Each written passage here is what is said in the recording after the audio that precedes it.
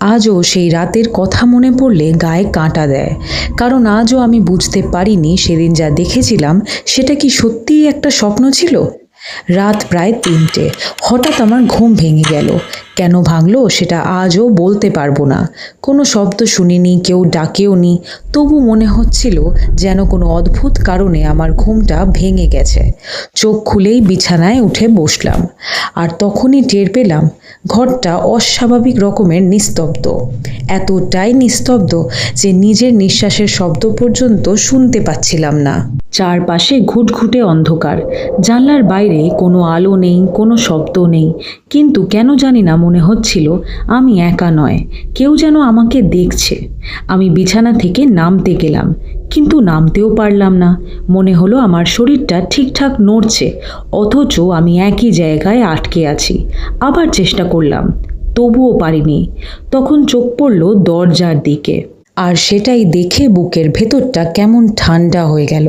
দরজাটা যেন ধীরে ধীরে দূরে সরে যাচ্ছে।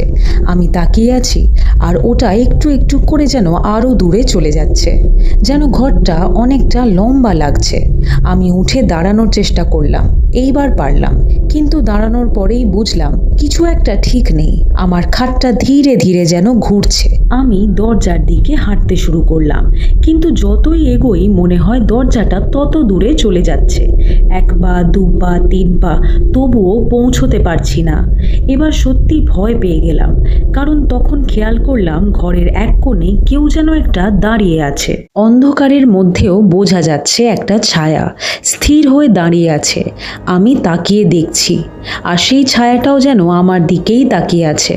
চিৎকার করতে গেলাম, কিন্তু গলা দিয়ে কোনো শব্দও বেরোলো না। তারপর আস্তে আস্তে ছায়াটা এগোতে শুরু করলো। ১ পা, ২ পা, আর ঠিক তখনই, উঠবি না, সকাল হয়ে গেছে। মায়ের গলায় আমার ঘুম ভেঙে গেল। হাঁপাতে হাঁপাতে উঠে বসলাম। ঘরটা আবার আগের মতোই লাগলো, দরজাও ঠিক জায়গাতেই, খাটও নড়ছে না, সব কিছুই স্বাভাবিক। কিন্তু আজও যখন সেই স্বপ্নটার কথা ভাবি, একটা প্রশ্নই মাথায় আসে, যদি ওটা সত্যিই শুধু স্বপ্ন হয়ে থাকে, তাহলে সেই ছায়াটা এগিয়ে আসার সময় আমি তার পায়ের শব্দ শুনেছিলাম কিভাবে?